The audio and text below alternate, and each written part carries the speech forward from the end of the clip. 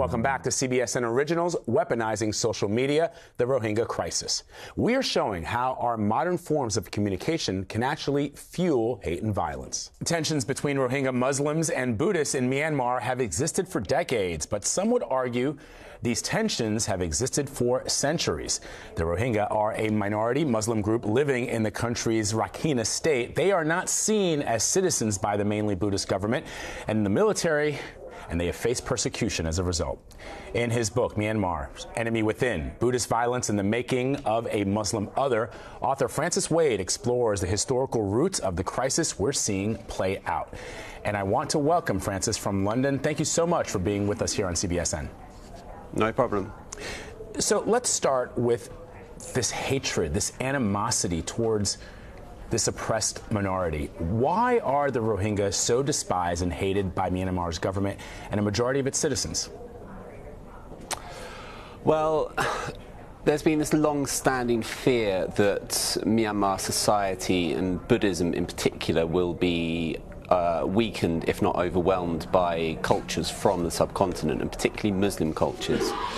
And a lot of that goes back to British rule. So Britain ruled Myanmar between 1824 and 1948. They effectively incorporated Myanmar into the British India and allowed hundreds of thousands of Indian workers to come over. And that sowed a deep resentment of people from the subcontinent. And so a lot of people in Myanmar, and particularly in Rakhine State, see the Rohingya as, I guess, the latest iteration of this colonizing force.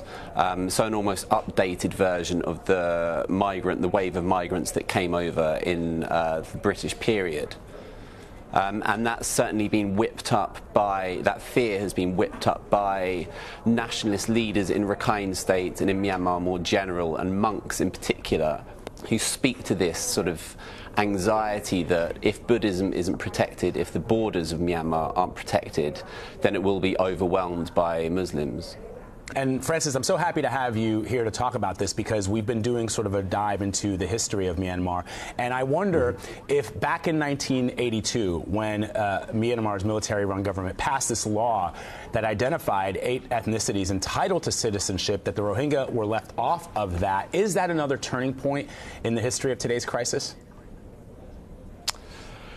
The 82 law certainly was. I think, just to clarify, the law makes no mention of the Rohingya or the list of what the government has claimed to be 135 minority groups in the country. But the law effectively created these tiers of belonging. So you have full citizen, associate citizen, naturalized citizen. The Rohingya weren't included in any of those. And so they've been made stateless. They're denied citizenship. The, I guess, corollary to that is that they are allowed no political voice, they're allowed no legal rights, and since particularly 2012, which was when the first wave of communal violence in Rakhine State erupted between ethnic Rakhine Buddhists and Rohingya Muslims, Rohingya have been confined to camps, to villages, to ghettos, and I think we're seeing the sort of bare life that comes with statelessness being made increasingly visible, and the fact that the Rohingya are completely denied state protections, the fact that the military is freely able to raise their villages, to execute women, children, and so on, to drive upwards of 500,000 into Bangladesh, speaks to this idea that the stateless, not just in Myanmar but across the world, carry this unique burden in that they are allowed no access to the national community, to the institutions it offers, and that leaves them incredibly vulnerable.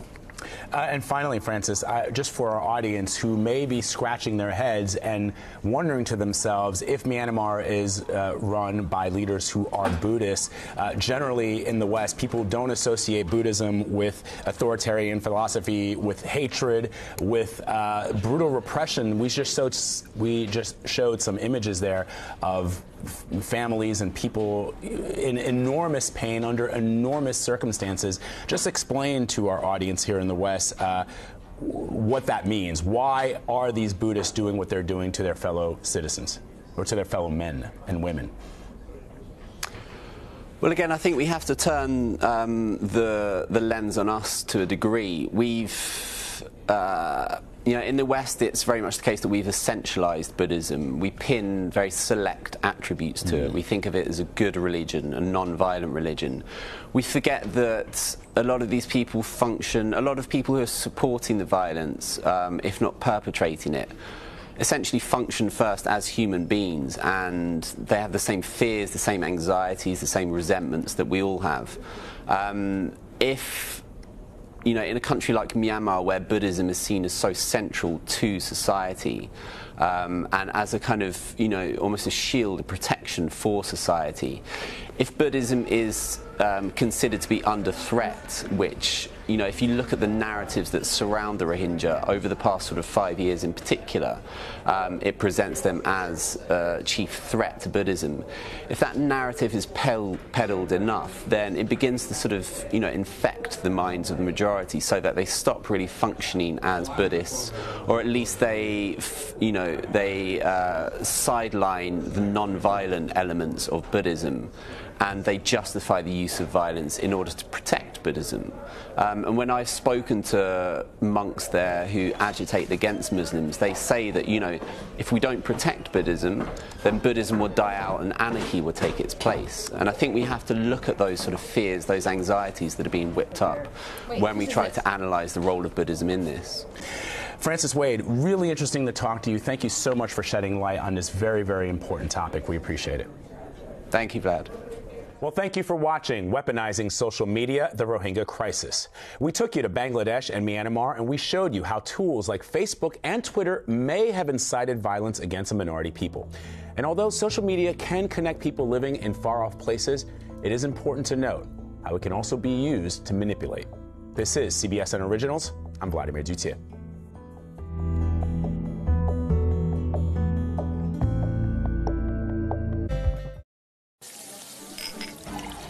This is the Takeout. Ask not what your country can do for you. With Major Garrett. Mr. Gorbachev, tear down this wall. At this defining moment, change has come to America. And we will make America great again. Welcome to the very best part of my broadcast week. I'm Major Garrett, Chief White House Correspondent, CBS News. Many of you already knew that. Boy, do we have a big show this week. We're going to go straight to it. No throat clearing at all. We've got a huge, mega marquee guest, and we're going to get right to the news. Our guest, the Administrator of the Environmental Protection Agency, Scott Pruitt. Mr. Administrator, thank you for joining us. Major, good to be with you. It's great to have you here. Likewise. Just so you understand, folks, how this is going to work. This is going to be an ask and answer. Okay, this is not an interrogation. What we do here at the Takeout is a conversation. I'm going to ask questions, probing questions, and the Administrator is going to be given plenty of time to answer them. All right? And that's how this is going to work. Some of you in the retrospect may say, Major, you didn't grill him enough. Whatever. We're going to go through our paces. We're going to ask the questions, and we're going to get the answers. You ready for that, Mr. Administrator? Yes. Sounds so good. It's been a heavy news week already in Washington. By the way, we're at Riss Restaurant in DuPont Circle, or just south of DuPont Circle. Riss is short for Doris Lacoste, a James Beard-nominated chef. She's also the owner of this restaurant. We have been here before. We thank them for their hospitality. And my first time here. So thank you for bringing me to Riss. And we're going to have a great dinner in a few moments. Yeah. So a couple of things at the White House that may or may not influence your life, Mr. Administrator. Hope Hicks, an enormously powerful person within the West Wing, announced she is resigning. Any reaction? Well, look, the decision there. I'm unaware of the decision. Hope is a wonderful individual, very talented. Has been a tremendous asset to the administration. I think a tremendous asset to the president as the campaign unfolded. In that as well. sense, will this be a loss? I think any time that you lose talented individuals, it's a loss. Yes, I mean, so I don't know what caused the decision. I have not followed that at all, and didn't know about it until I actually came over here this evening. Did it take you by surprise? Yes, considering actually, her prominence. Yes. Well, it's more than that. I just think Hope is just a special person. She's very talented, very helpful at strategy, and I think very helpful to the president and the agenda. So. It's something that, as we go forward, it's something that talented people, when you lose them, that's a big deal. Right, and a tough person to replace in many respects. It seems to me, having covered the campaign and getting to know her and the relationship that she forged in the campaign and in the West Wing, I think she'll be hard to replace. Well, look, I thoroughly enjoyed working with her. I mean, I thoroughly would enjoy. Her team is an outstanding team. We work with them on a daily basis. They assist us. So it is something I'm sad to hear. Another aspect of the new management within the West Wing, Chief of Staff John Kelly, I've talked to countless people inside and outside the West Wing who say he brought discipline, order, a sense of mission, a sense of accomplishment, brought policies to the president in a bit more organized fashion, and he really calmed down what were kind of some intramural skirmishes that had gone on the first 6 months. Is there any of that coming back? It sounds like some of it might be coming back. A couple do you things. Perceive anything there? A couple things, Major. I think some of those skirmishes or things you're talking about historically were overstated, number one. But two, John is a tremendous leader. I very much enjoy working with him. He's an equipping individual. What do you mean by that? Well, I mean, look, he expects us, just like the president, to lead in our respective spaces. But then coordinating with him and getting organization around those efforts is terribly important. So John has been a tremendous asset, has made a tremendous difference, and I've thoroughly enjoyed working with him. And I think he's making, wonderful strides across the full, cabinet with respect to the issues we're advancing. He did get kind of bloodied up in the Rob Porter situation, did he not? Well, I mean, that's, again, there's those kinds of matters, Major. I mean, I don't really follow those as closely as you might think, just because it's not something that is in my space. Right, I understand that. But John is somebody, look, he does things the right way. He does things the right way. He's very, very direct, very, very focused on leading with clarity, empowering individuals, collaborating. So he leads in the right way. So I'm excited that he's there. He sets a good example, in other words. He does. And that's not to say, I think, again, some of the criticisms that were levied out in the marketplace by media and others about what happened before he arrived, I think there was an element of truth to that in some respects, but I don't think I think it was overstated as well. Okay. John has come in and set a path forward prospectively with each of the cabinet members to focus on their areas of expertise, to lead their respective departments, to make the president's agenda what it needs to be going forward, and I think he's doing a tremendous job. And so from your perspective in this period of time, there's no turf battles going on in the West Wing and nothing distracting? Oh, I think on issues, look, I mean, issues of importance, whatever they might be, there's always competition as far as ideas. Okay. That's a healthy thing. Mm-hmm. That's not this administration, that's every administration. And this president, in ways that other presidents I've covered, sort of, if not creates it, kind of tries to incentivize it. No, look, I mean, I think where people sometimes, again, this maybe goes to the overstatement aspect, it is a good thing to have people around you that have different perspectives, that challenge perspectives, and engage in a competitive exercise on what the best answer is. And the president likes that competition. I think most leaders that are good leaders do. Mm-hmm. I want that in my own shop. So I think the president, he doesn't get enough credit for this, frankly, in my view. He's put people in positions of leadership across the full executive branch that he expects results. I mean, that's what the State of the Union address was all about, in my view. Look at what we've done this past year. I made these promises. Here's what we've accomplished. Look at the results of that, and here's what we're going to get done in 2018. He truly is a person of results and accountability. And I think John is that way. I think the individuals that lead each of the respective departments in the cabinet are that way. The president leads by example there. And so that competition of ideas is good, and it's what I think that's how you get to good outcomes. Mm-hmm.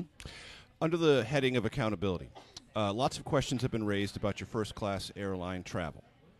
Do you do that only because you're afraid of encounters with the public and it's a legitimate security issue for you? Do you feel fearful? Well, let me say it has nothing to do with respect to criticism or otherwise. I mean, that's something that as leaders you go through. It kind of comes right? with the space, doesn't it? But let me tell you, doesn't. I mean, some criticism comes with the space. Look, when you make decisions, I mean, Norman Schwarzkopf said many years ago. I spent some time with him in a meeting. He said, leadership really is two things: win in command, take charge, and do what's right.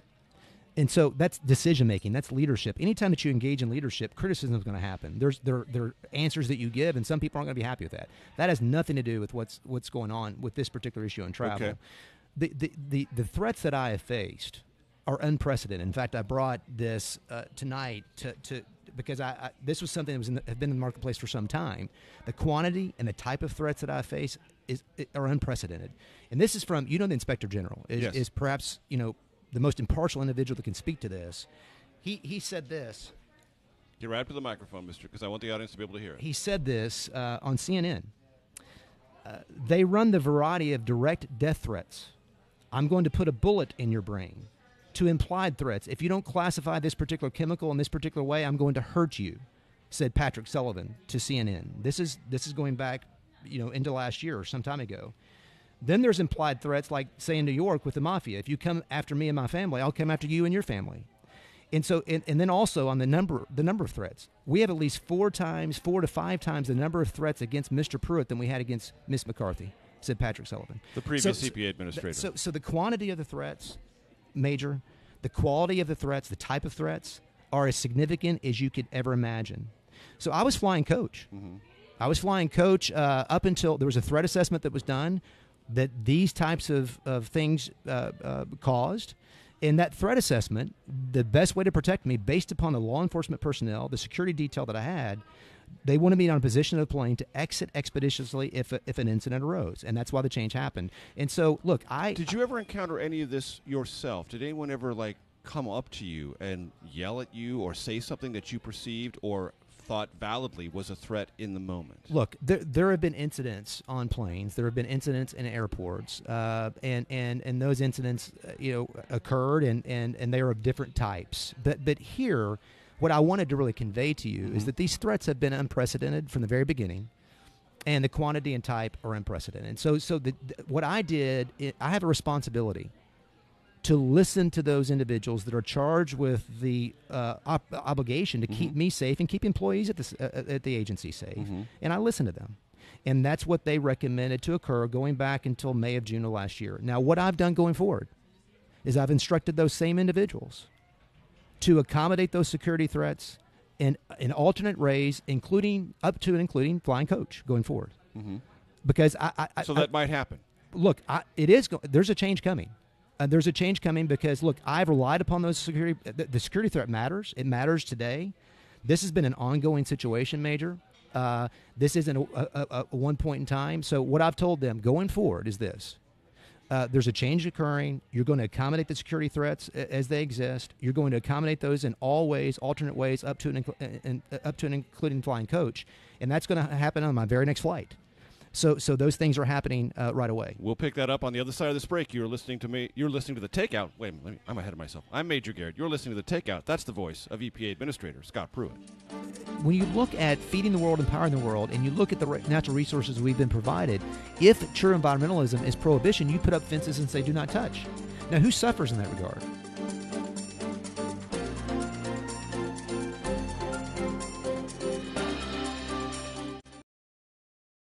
Listening to The Takeout. I'm Major Garrett. Politics, policy, a great conversation always shared over a meal. That's what The Takeout is all about.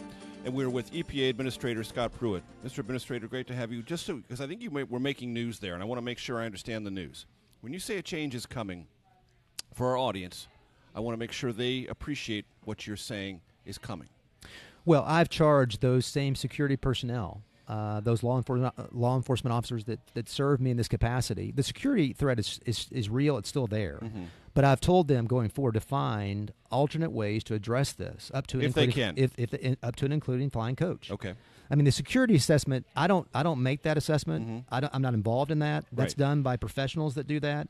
That's actually, they revisit that, Major, frequently. It's not something based on things that come across the transom and what you encounter in the public space. That will be ongoing. Okay. But as that security assessment occurs today, tomorrow, months in the future, as that security assessment is determined, I'm giving them a charge. I'm getting engaged at this point to give them direction to say, accommodate those concerns in alternate ways up to and flying coach. Is this environment that you just described and that the Inspector General described one of the reasons you don't publicly release your schedule? Well, we do release it. We just release it in a way that we release it a couple weeks after. Not beforehand. Yes, there's a security component to it. Is that one of the reasons? I'm sure it's one of the reasons. Yes, I'm sure it's one of the reasons. Is there any other reason? I don't know. I mean, that's not something I'm not involved in that as far as the timing of that. And we've discussed this before because previous EPA administrators did release their schedule and thought it was an important part of public transparency. Yeah, and it is part of public transparency, and we do disclose it. We just don't disclose it in a way that is contemporaneous to or in advance of where we are traveling, largely, I'm sure, because of these kinds of concerns. I mean, look, I wish it weren't this way. We live in a highly charged environment, political and otherwise. It's toxic in many ways. around a host of issues, but particularly when you deal with issues of passion, like the environment. I mean, there are people being told wrongly that we're not acting in ways that are a good steward of the environment and doing the things that are necessary as so words matter. And when you have opponents and adversaries that use charged language that accuse someone of killing their children or killing their grandchildren because of decisions you're making, poisoning the air, poisoning the water, those et words cetera. matter because that's translated in such a way that people feel that it's happening, number one, which it isn't, and they feel desperate and they act in ways that frankly is unhealthy and not right. So look, that's the kind of environment we live in. I wish it weren't that way. In fact, I will tell you, Major, in communications with senators in hearings and individual meetings and otherwise with stakeholders and the rest, I've talked about civility. I've talked about the importance of us being able to address and talk about issues that are controversial, but to do so in a way that is professional and respectful and in a civil way. And I endeavor to do that. I wish it weren't this way, and it is, and it's something we've had to deal with, and we're dealing with it in the best ways that we can. And I've instructed, as I said, I've gotten involved at this point to instruct them to deal with it in the way that I've described. And does this environment and does this travel mechanism rise to the level of the chief of staff or the president? Do you have conversations with them about that? They have not talked to me about it. Got it. Yeah. So I want to start the environmental conversation at a very high sort of level. We'll get to some specifics in a minute, but as you're maybe aware, Pope Francis wrote and released an encyclical not too long ago about the environment and this question of dominion over the planet, and religious interpretations of that. And I know that's an important part of your life. It's certainly an important part of the Pope's life and Catholics around the world. How do you define dominion, and what is or is not the calling of an environmental steward, at least in that context? Look, I'm not a theologian. Neither am I.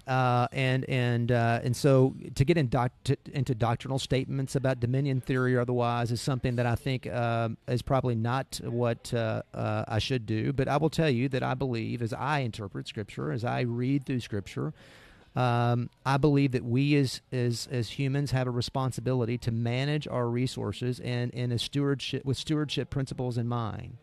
I think we are charged to be responsible stewards, to serve fellow mankind with respect to those natural resources that we've been blessed with. It's not to exploit. It's not to take advantage of. Okay. It's not to say we've been given this so we can use it in whatever way we to choose. extinction, or to use it however we want to. That's not what I interpret it to mean. I interpret it to mean that we've been blessed with it as a natural resource, just like you're blessed with whatever personal assets and talent and experience, which is quite a bit. Limited talents. But in any event, we're strong work ethic, limited talents. But scripturally, frankly, it's like the parable of talents. Where you have those individuals that were given certain talents, 5, 3, and 1 talent. They were given what? The responsibility to use those to get a yield, to provide for others, and so to me, it's not exploitation. It's not to take advantage of. It's not to use it to extinction or otherwise. It's to manage it, to harness it, but also do it with stewardship principles going forward. But when you talk about feeding the world, yes, and powering the world, you have to exploit some of that to do those things, don't you? Not, is there a balance there, or how do you conceive of that, and how does it inform your policy making decisions? I think when I talk about exploitation, I'm talking about irresponsible development or production, of resources without any regard for the impact on human beings, the environment, the continuation of that asset. I mean, really, where this is, in my estimation, Major, is that when you think about farmers and ranchers, the greatest asset is their land. They have a responsibility to use their land to, one, serve their family, but also those that they are, through harvesting. Who better to know? In other words, they're the greatest conservationists, environmentalists we have. I mean, it's incentivized for them to what? Make sure that they take care of their land today so they can use it tomorrow, so that their son or grandson can use it tomorrow. I mean, I was in Florida recently and met a 12-year-old young man named David.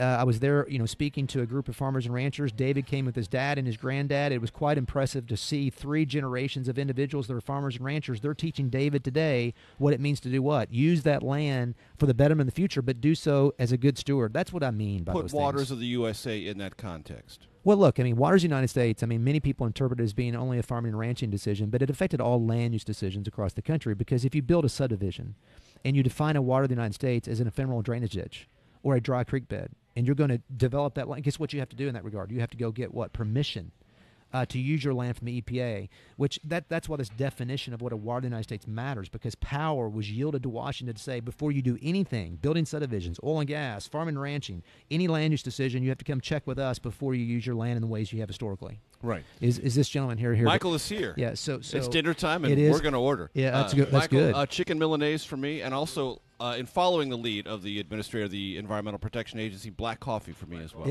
That's good, isn't it? Yes, absolutely. Chicken Milanese is one of our specials, absolutely. And I think I'm going to have the crown of cauliflower. Absolutely. Is that crown good? of cauliflower. Bing, bing, bing, bing. Wonderful, wonderful. We have a sound effect. Did you hear that? That's the president. Well, that's good. Yeah, that's he good. likes crown of cauliflower. See, I really don't think he does, actually. I think he probably would hate crown of cauliflower. Well, I was influential on coffee, and that was about it. But you went the other direction on, what'd you get now? Chicken Milanese. Oh, okay. It's I think very you good. probably had it before. Let me ask you about...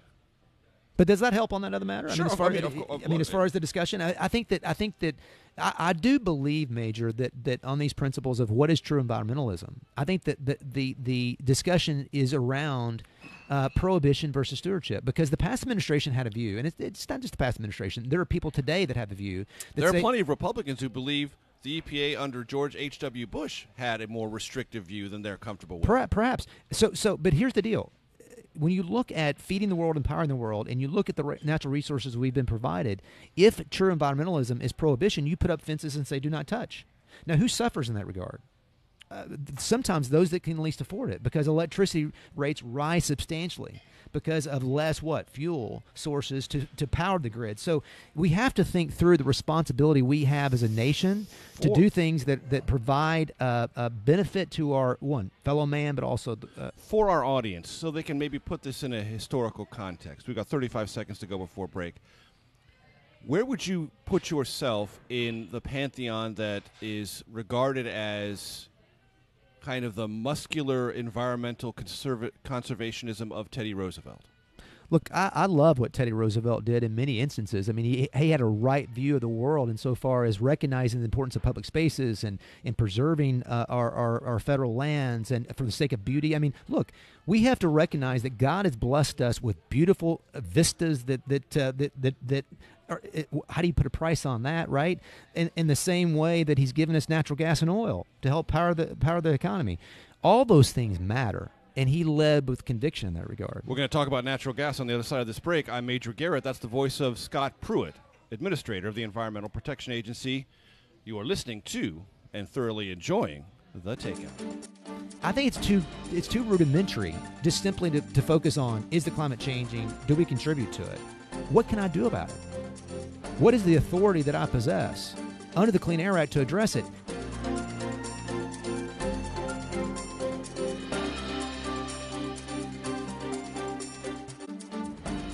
You're listening to The Takeout. I'm Major Garrett.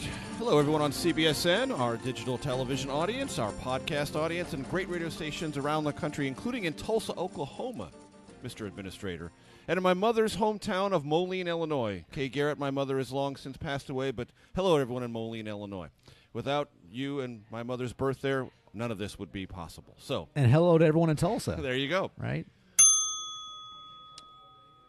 Now, what happened there, Major? That's just a shout-out for Tulsa. Is that, oh, okay. A little bing. I didn't know if that meant dinner was coming. No, dinner is coming. Okay, Michael will be bringing it any second. All right. We're at Riss, by the way, a wonderful restaurant right near DuPont Circle, just a little bit south, and near K Street and near George Washington University.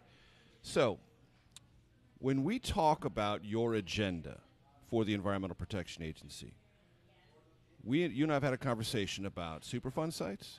We've had a conversation about lead in the water. Let our audience understand what your agenda is and what your speed that you're promising the country is on both of those issues. So much opportunities in both spaces. I mean, when you think about lead in drinking water, it's one of the greatest threats that we have in this country today. It affects our children in substantial ways. Mental acuity levels of our children. And it's largely, if not exclusively, because of aged infrastructure. Right. And then also the lack of corrosion control measures in certain parts of the country. The rural areas of our country don't have enough infrastructure as well to address it. So it's money. I mean, that's what's so it's something we can get done. And so one of the things that I've talked about at the agency, I actually had a meeting 2 weeks ago with 17 federal agencies. We convened 17 agencies and said, okay, let's develop a task force, an agenda, and let's publish it within 60 days. That's going to be coming out sometime in the end of this quarter. But I've talked to the president about this as part of the infrastructure package. And the president has shown tremendous leadership on this infrastructure package beyond just roads and bridges. He's talked about the importance of water infrastructure. It cost about $40 billion approximately, Major, to replace those service lines across the country. $40 billion. We should set a goal. We should set an objective as a country that within a decade we will eradicate lead from our drinking water by replacing those, by allocating $4 billion a year to achieve that kind of outcome. That's one of the greatest things we could achieve. For parents around the country, they might reasonably say, why can't we do it in 5? Exactly. I mean, but we need to set a goal and objective. What's happened, this issue's languished. Mm-hmm. This issue has simply been around, and we've not seen a response. And by the way, there are cities and towns across this country that they know that this is an issue, and they're not taking the steps to address it. The agency that I now lead has something called a lead and copper rule that has been around since 1991. You know when the agency started the process to update it? 10 years ago. Mm-hmm. Still waiting for that. That's what I came into. And so I met with our team as I came in. I said, that's unacceptable. Taking 10 years to update a rule on something as important as lead in this situation. So the EPA was not as good as it could have been or should have been in Flint, Michigan. And exactly. And neither was the state, to be fair, or the locality, but everyone was involved. Exactly. And I'll say this to you. What happened in Flint could happen elsewhere in the country, unless we take this issue seriously. But the Superfund issue is the same thing. You know, we have 1,340 of those across the country approximately. Say that again, 1,340. 1,340 approximately. And okay? describe for our audience what a Superfund site is. Some they may hear it. What is it? Some of our worst polluted sites in the country. In fact, that's what they are. Above ground?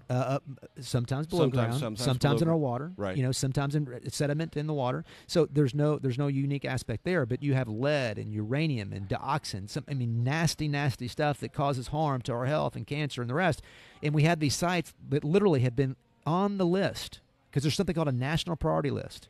That's what the Superfund statute says. Create this list, do something about it. Sitting there. And these sites have been on this list sometimes for 30 to 40 years since the inception of this statute. And when we talked in January, you set a goal of getting 25 off the list this year? Yes. In fact, we're going to eclipse that. But here's the deal. There are sites like Westlake. I went to Westlake outside of St. Louis, Missouri. Uranium from the Manhattan Project in the soil, along with 38,000 tons of solid waste. 27 years it took the agency to make a decision. I told the people in the area we were going to get it done within 6 months, announced the decision in January, Major. We're going to have it cleaned up, all the uranium that poses a threat to health within 4.5 years. So it took the agency 27 years to make a decision before we arrived. We made it within 6 months, and then are going to have it cleaned up within 4.5 years. And when you say cleaned up, for our audience's benefit, what does that mean? That means the uranium that's in the soil, the 8,000 tons of uranium that's commingled with 38,000 tons of solid waste, that portion that poses a risk to the health of the folks in that community is going to be removed and extracted from the soil going forward. And what becomes of it? It's put in a cell, actually. It's encapsulated within a cell so it doesn't pose any risk. And then there's going to be a cap. And then that's usable land again. And then there's going to be a cap on the rest of the site to ensure that it doesn't cause harm in the future. Now, whether that sites can be repurposed or not, TBD, to be determined. That likely is not a site that will. Right. But nonetheless, it's an example. We have examples like Portland and East Chicago and San Jacinto and Houston, sites all over the country with this very thing. So when you ask about our agenda at the agency and talk about Superfund and lead, to me, there are other things, but that is some of the most core, fundamental responsibilities that we have to achieve that for the American people, and we should focus upon that. What I was struck by when I arrived at the agency was it seemed to be accepted that it was almost okay, and it was explained away why it takes 27 years to do those things in Westlake, Missouri. We're dealing with one right now with PFOA and PFOS and Gen X. I mean, these are chemicals that are very, very problematic from a health perspective. The risk assessment typically takes approximately 10 years for us to engage. That's just I'm trying to instill a sense of urgency. The American people deserve answers to these areas, and they deserve answers in these key areas like lead and Superfund. And when you talk about a cleaned-up Superfund site, that means the immediate hazard removed. It may not be repurposed land, but it's a removed hazard. Yes. And yes, that's your it's definition remediated. of cleaned up. It's remediated in a way that takes away the health risk and the risk to the environment. Now, there are sites that can be repurposed, and that's something the communities participate in. And frankly, it's something we ought to endeavor to achieve. To get other partners in and help finance to reclaim land that was a blight and turn it into something that is. In fact, there's a lot of baseball parks across the country, Major, that are former brownfield sites. Right. That are like that. So in the last minute we have to go, because this look at that cauliflower. Right, it's coming your way. I guarantee you, it's coming your way. Make room for it. There you go. Thank you, the thank you, handoff thank you. right there. So now we have exactly 1 minute. This issue has come up before. You and I have talked about it. There are many in the environmental community who say you have lobbyists who used to be in industries that are regulated by the Environmental Protection Agency now working for you. They consider that dangerous. You do not. Why not? Well, I think, one, I challenge the premise of the question in the sense that we have people working with all those people that work at the agency go through a recusal process. They go through an ethics process by career individuals at the agency. It's determined what they can and cannot work on. They don't work anything. They don't work on anything that is a conflict of interest or violates that ethics pledge. And that is something I don't do. Career individuals do that at the agency. And you value their expertise because they were out there and were closer to these underlying issues? Look, I want smart, dedicated individuals at the agency focused on the core mission of the agency, administering statutes consistent with rule of law, process, cooperative federalism, doing what needs to be done, listening to stakeholders. And I'm really, the team that we have is working diligently to achieve that. So these issues like they're not incompatible. No, they're not. I mean, I think that's based upon the fact that we have a process to check that, to ensure that. If there's a concern, those people don't serve in that capacity. They don't serve at all, or they're not involved in those decisions. That's the voice of Scott Pruitt, Administrator of the Environmental Protection Agency, and our very special guest here at the Takeout Podcast. Mr. Administrator, thanks so much. Thank you, Major. Good to be with you. This has been The Takeout, but for those of you lucky enough to be watching on CBSN, the Takeout Outtake Especial is next. And in baseball, you fail often. In fact, 7 times out of 10, you know, generally you don't do very well. Fail 7 times out of 10, you end up in the Hall of Fame. And make a lot of money.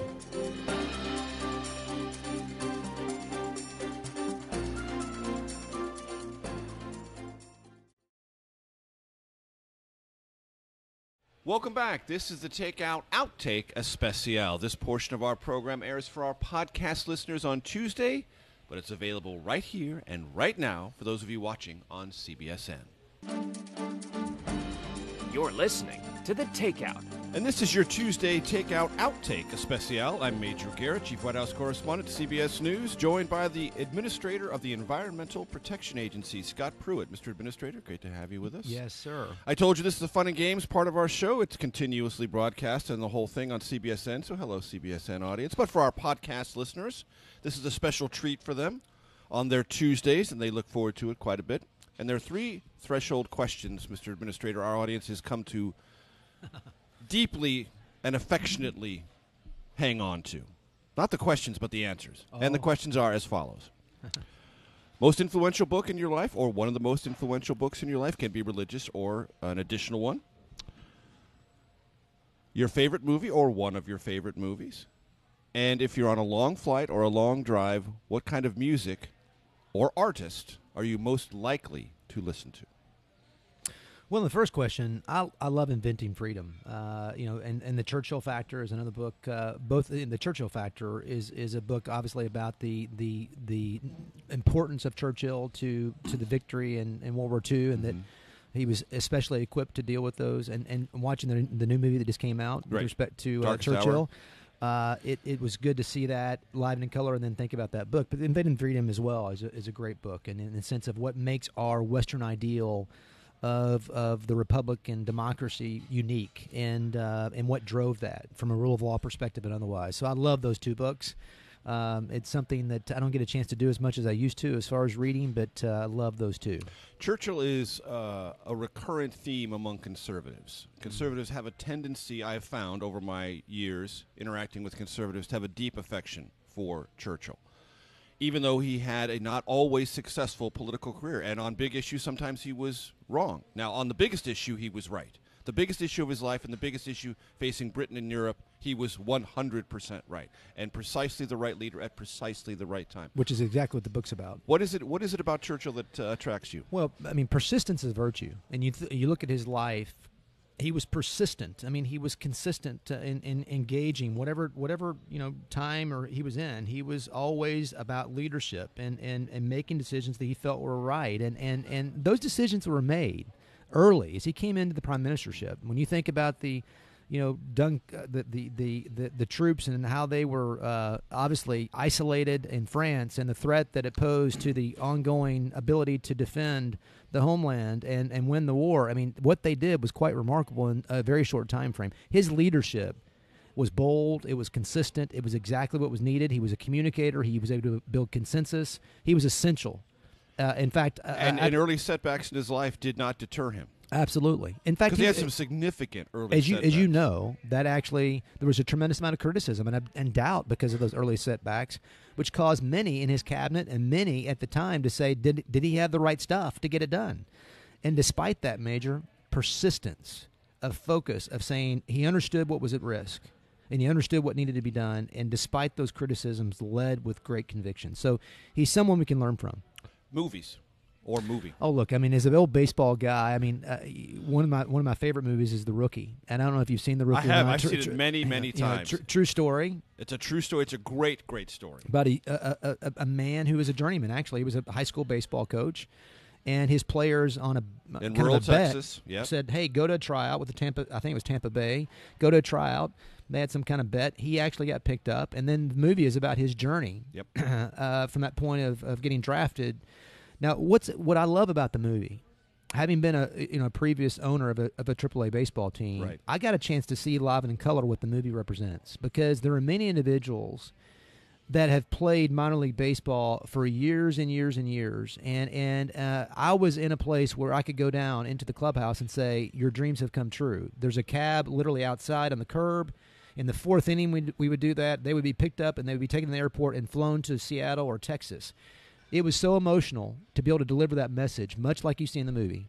It's absolutely the case. What was the name of the team you were the we owned the Oklahoma City Redhawks, which was an affiliate of the Texas Rangers at the time. So Nolan Ryan was still in the ownership group at the time. Texas had some very successful teams as we owned it. So a lot of the players, Michael Young and Nelson Cruz and R.A. Dickey and all those kinds of players came through Oklahoma City. R.A. became, an acquaintance of mine. So that movie, The Rookie, I love watching. Brings a tear to my eye for reasons other than what most people think, because I had a chance to live that. And the great thing about the movie is it is a true story, and it doesn't over-dramatize his success in the major leagues. It was short-lived. It was a season and a half, but he made it late in life.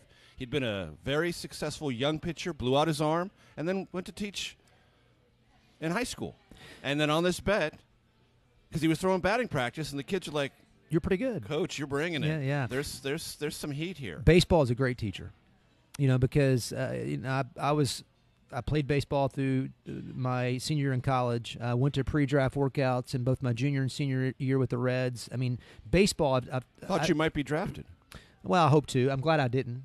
Because I had many of my friends get drafted, spend 4, 5, 6 years, and top out at AA, and then they start their life. So that's a tough life. Yeah. People think a lot of folks, you make a lot of money doing that. You don't unless you make it a little bit farther.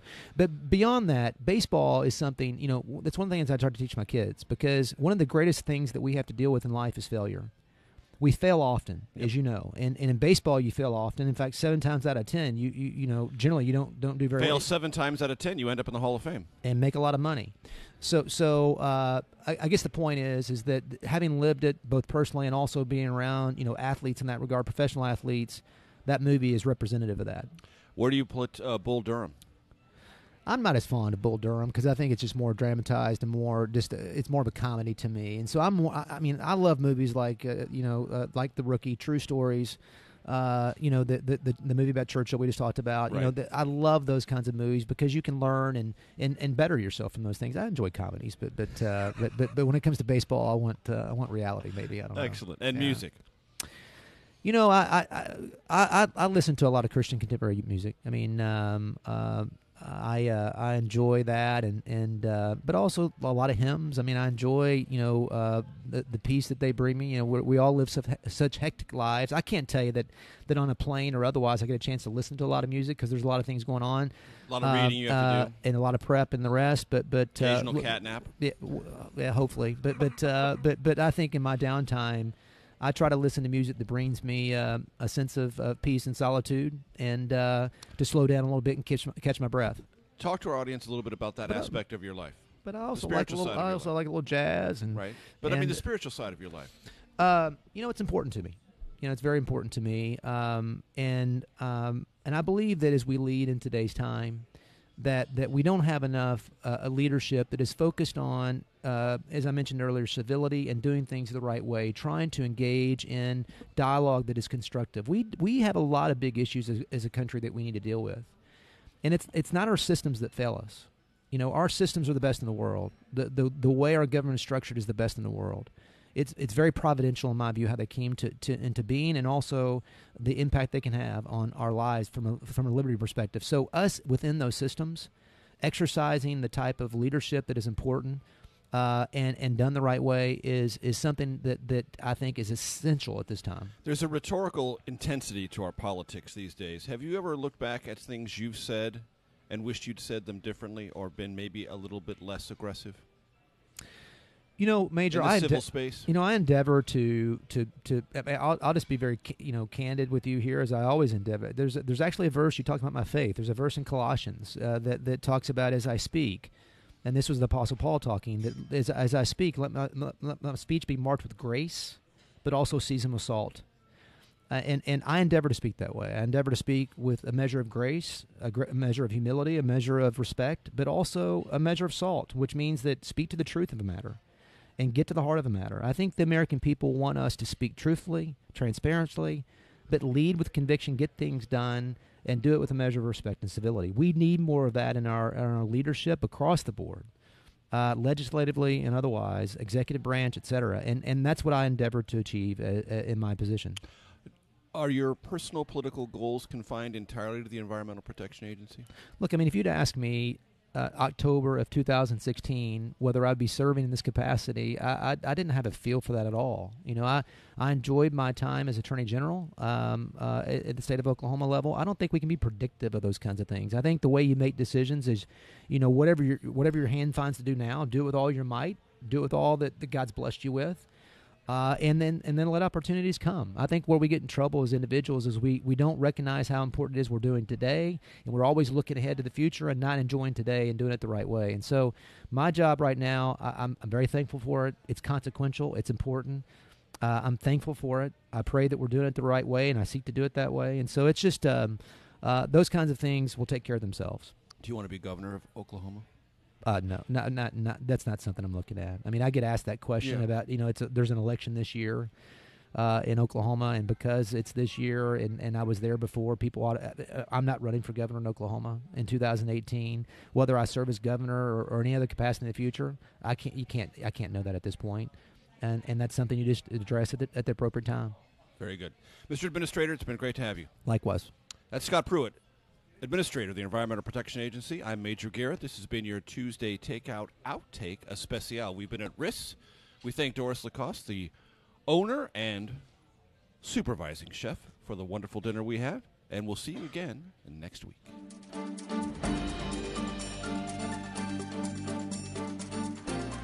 You're in the CBSN audience. After a break, the news is next.